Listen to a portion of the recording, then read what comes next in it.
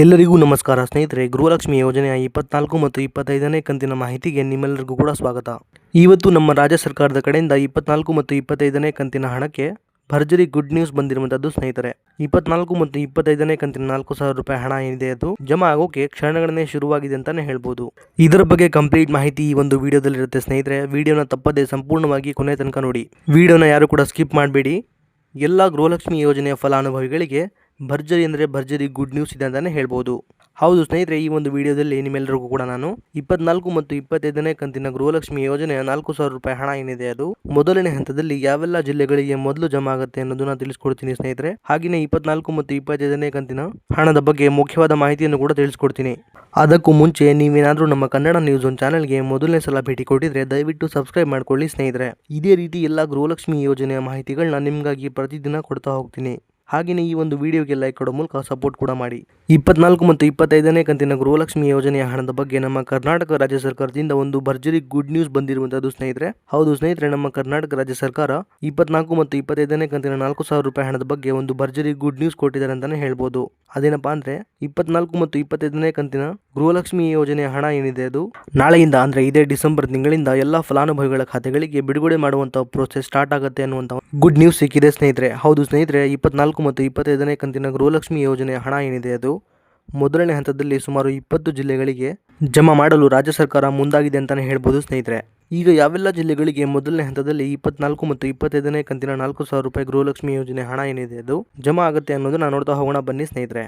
ಬೆಳಗಾವಿ ಜಿಲ್ಲೆ, ಬೀದರ್ ಜಿಲ್ಲೆ, ಚಿಕ್ಕಬಳ್ಳಾಪುರ ಜಿಲ್ಲೆ, ಗುಲ್ಬರ್ಗಾ ಜಿಲ್ಲೆ, ರಾಯಚೂರು ಜಿಲ್ಲೆ, ಕೋಲಾರ ಜಿಲ್ಲೆ, ಉಡುಪಿ ಜಿಲ್ಲೆ, ಹಾಸನ ಜಿಲ್ಲೆ, ಚಿಕ್ಕಮಗಳೂರು ಜಿಲ್ಲೆ, ಬಳ್ಳಾರಿ ಜಿಲ್ಲೆ, ಧಾರವಾಡ ಜಿಲ್ಲೆ, ದಕ್ಷಿಣ ಕನ್ನಡ ಹಾಗೂ ಉತ್ತರ ಕನ್ನಡ ಜಿಲ್ಲೆ, ಹಾವೇರಿ ಜಿಲ್ಲೆ, ಮಂಗಳೂರು ಜಿಲ್ಲೆ, ಶಿವಮೊಗ್ಗ ಜಿಲ್ಲೆ, ದಾವಣಗೆರೆ ಜಿಲ್ಲೆ, ಹುಬ್ಬಳ್ಳಿ ಜಿಲ್ಲೆ, ಇದಾದ್ಮೇಲೆ ಕೊಡಗು ಜಿಲ್ಲೆ ಹಾಗೂ ಮೈಸೂರು ಜಿಲ್ಲೆ. ಸ್ನೇಹಿತರೆ, ಇಲ್ಲಿ ಟೋಟಲ್ ಆಗಿ ಒಟ್ಟು 20 ಜಿಲ್ಲೆಗಳಿಗೆ ಅಂದ್ರೆ ನಾನೀಗ ತಿಳಿಸ್ಕೊಟ್ಟಂತಹ 20 ಜಿಲ್ಲೆಗಳೇನಿದೆ 20 ಜಿಲ್ಲೆಗಳಿಗೆ ಮೊದಲನೇ ಹಂತದಲ್ಲಿ 24 ಮತ್ತು 25ನೇ ಕಂತಿನ 4,000 ರೂಪಾಯಿ ಹಣ ಏನಿದೆ ಅದು ಮೊದಲನೇದಾಗಿ ಜಮಾ ಆಗ್ತಿರುವಂತದ್ದು ಸ್ನೇಹಿತರೆ.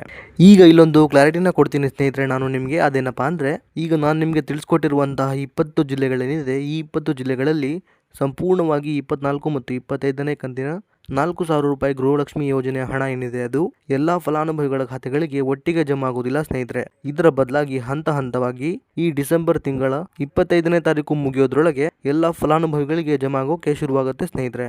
ಯಾಕೆ ಅಂದ್ರೆ ಸಂಪೂರ್ಣವಾಗಿ ಎಲ್ಲ ಫಲಾನುಭವಿಗಳ ಖಾತೆಗಳಿಗೆ ಹಣ ಜಮಾ ಆಗೋಕೆ ಕನಿಷ್ಠ ಅಂದ್ರೂ ಸಹ 15ರಿಂದ 20 ದಿನಗಳ ತನಕ ಸಮಯ ಬೇಕೇ ಬೇಕು ಅನ್ನುವಂಥ ಒಂದು ಅಪ್ಡೇಟನ್ನು ಮಹಿಳಾ ಮತ್ತು ಮಕ್ಕಳ ಕಲ್ಯಾಣ ಇಲಾಖೆಯ ಸಚಿವರಾದಂತಹ ಶ್ರೀಮತಿ ಲಕ್ಷ್ಮೀ ಹೆಬ್ಬಾಳ್ಕರ್ ಮೇಡಮ್ ಅವರು ಕೊಟ್ಟಿರುವಂಥದ್ದು ಸ್ನೇಹಿತರೆ. ಹಾಗಾಗಿ ಒಂದು ದಿನಕ್ಕೆ ಇಷ್ಟು ಫಲಾನುಭವಿಗಳಿಗೆ ಅನ್ನುವಂಥ ಒಂದು ರೀತಿಯಲ್ಲಿ ಈ ಒಂದು 24 ಮತ್ತು 25ನೇ ಕಂತಿನ 4,000 ರೂಪಾಯಿ ಗೃಹಲಕ್ಷ್ಮಿ ಯೋಜನೆಯ ಹಣ ಏನಿದೆ ಅದು ಜಮಾ ಆಗ್ತಾ ಹೋಗುವಂಥದ್ದು ಸ್ನೇಹಿತರೆ.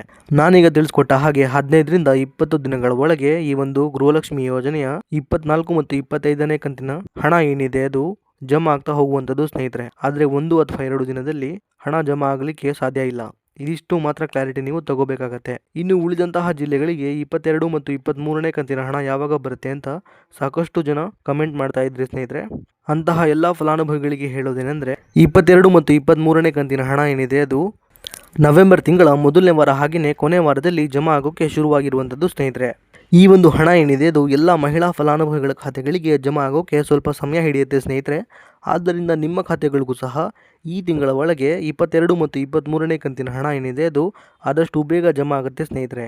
ಹಾಗಾಗಿ ಯಾರೂ ಕೂಡ ಚಿಂತೆ ಮಾಡುವ ಅಗತ್ಯ ಇಲ್ಲ. ಇನ್ನು ಉಳಿದಿರುವಂತಹ ಜಿಲ್ಲೆಗಳಿಗೆ 24 ಮತ್ತು 25ನೇ ಕಂತಿನ ಗೃಹಲಕ್ಷ್ಮಿ ಯೋಜನೆಯ ಹಣ ಯಾವಾಗ ಬರುತ್ತೆ ಅನ್ನೋದನ್ನ ನೋಡೋದಾದ್ರೆ ಸ್ನೇಹಿತರೆ, ಈಗ ಮೊದಲನೇ ಹಂತದಲ್ಲಿ ಈ 20 ಜಿಲ್ಲೆಗಳಿಗೆ ಮಾತ್ರ ಹಂತ ಹಂತವಾಗಿ 24 ಮತ್ತು 25ನೇ ಕಂತಿನ 4,000 ರೂಪಾಯಿ ಹಣ ಏನಿದೆ ಅದು ಬಿಡುಗಡೆಯಾಗುವಂಥದ್ದು ಸ್ನೇಹಿತರೆ.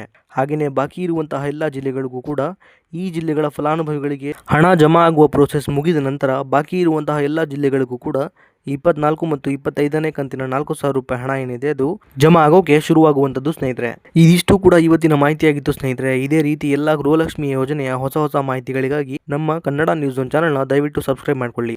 ಹಾಗೆಯೇ ಈ ಒಂದು ವಿಡಿಯೋ ನಿಮಗೆ ಇಷ್ಟ ಆಗಿದ್ರೆ ಲೈಕ್ ಮಾಡೋ ಮೂಲಕ ಸಪೋರ್ಟ್ ಕೂಡ ಮಾಡಿ ಸ್ನೇಹಿತರೆ. ಮತ್ತೆ ಮುಂದಿನ ವಿಡಿಯೋದಲ್ಲಿ ಸಿಗೋಣ. ಅಲ್ಲಿವರೆಗೂ ಎಲ್ಲರಿಗೂ ಕೂಡ ಧನ್ಯವಾದ.